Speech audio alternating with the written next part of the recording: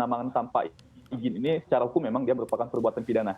Jadi kalau kita baca di Undang-Undang 4 tahun 2009 tentang pertambangan minerba dan Undang-Undang 3 tahun 2020 tentang perubahan atas Undang-Undang 4 tahun 2009 tentang pertambangan minerba, jelas penambangan tanpa izin adalah perbuatan pidana.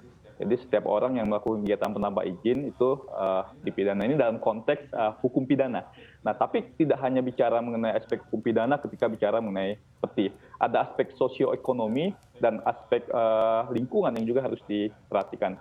Nah, peti ini suka tidak suka, mau tidak mau memang dia memberikan efek kemanfaatan atau kemakmuran bagi rakyat penambang. Jadi rakyat yang menambang secara ilegal ini, secara ekonomi ini dalam konteks kemakmuran ini diperoleh manfaat ekonomi. Jadi mereka mencari komunitas tambang untuk memenuhi kebutuhan hidup sehari-hari.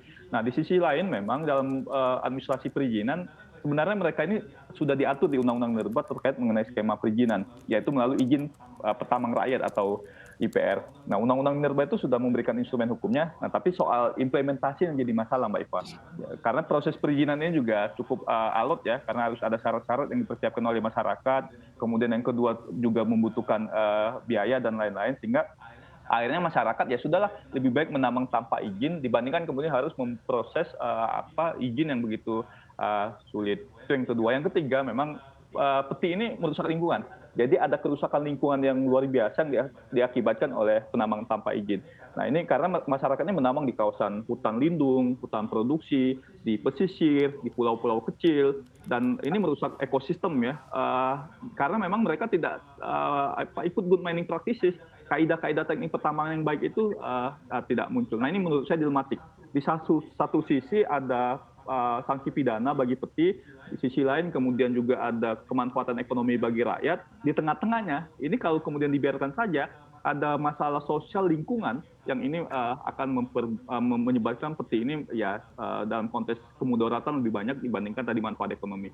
Itu Mbak Iva. Oke, baik. Menarik ya kalau kita lihat, kita bahas begitu terkait dengan peti ini, karena tadi ada dua sudut pandang juga begitu, dan di satu sisi juga kalau kita lihat mungkin dari para pengusaha, Pak Rizky begitu ya, Anda melihatnya seperti apa sih begitu? Apakah memang dari peti ini sendiri merupakan bisa kita katakan juga kompetitor begitu bagi perusahaan pengusaha legal, dan di satu sisi atau justru kalau kita lihat juga ada dampak baiknya begitu, termasuk dalam hal pasokan, apalagi kita ketahui juga bahwa saat ini lagi era komoditi super cycle, artinya juga para pengusaha mungkin saat ini juga ingin pasokan sedang tinggi-tingginya begitu ya Pak ya, dan ini juga bisa dibantu dengan peti. Anda melihatnya seperti apa?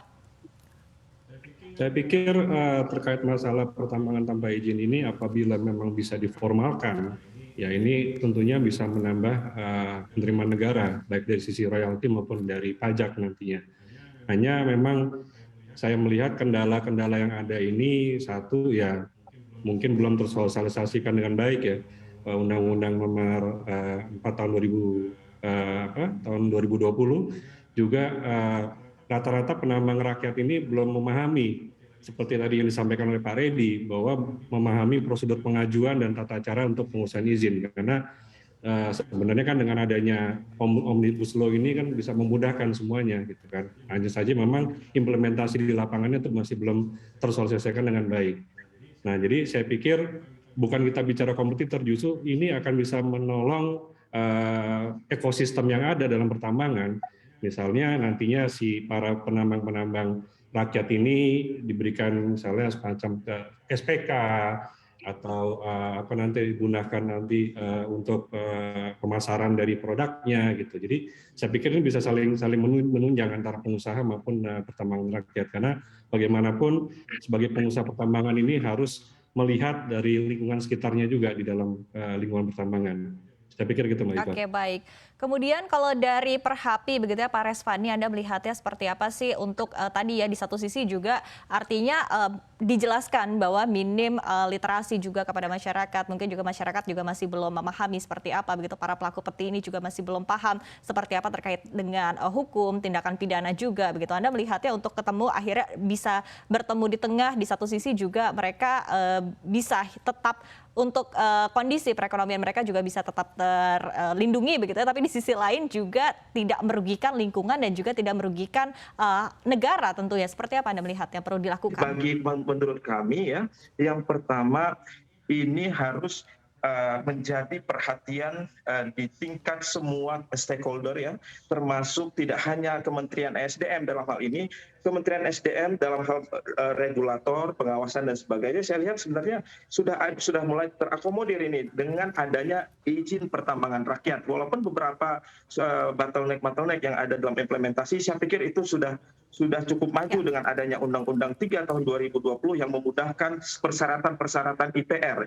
Tidak ada kewajiban izin pertambangan rakyat harus membuat AMDAL serumit seperti izin usaha pertambangan, harus membuat persyaratan dan sebagainya. Nah, ini yang harus kita lakukan adalah kalau memang pertambangan tanpa izin ini, maka dua. Yang pertama, kalau memang kita mau mengarahkan kepada izin usaha pertambangan rakyat, maka itu harus kita lakukan secara legalitas dengan baik, dengan pendekatan ke semua stakeholder. Tapi yang lebih penting dari itu adalah penegakan hukum itu sendiri. Nah, khususnya bagi pelaku yang saya sebut tadi, pelaku-pelaku yang datang dengan menggunakan segala macam kemodernan peralatan dan melambang dalam jumlah besar, tidak melindungi lingkungan dan sebagainya.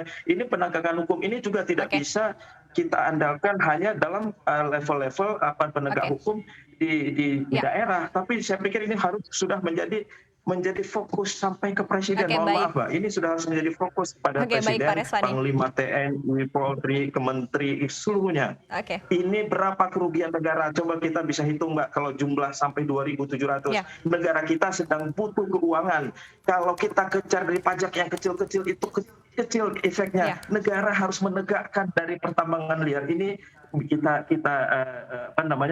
selesaikan kasus ini, maka keuangan negara pun akan bisa kita selamatkan, Mbak. Mohon maaf. Terima kasih.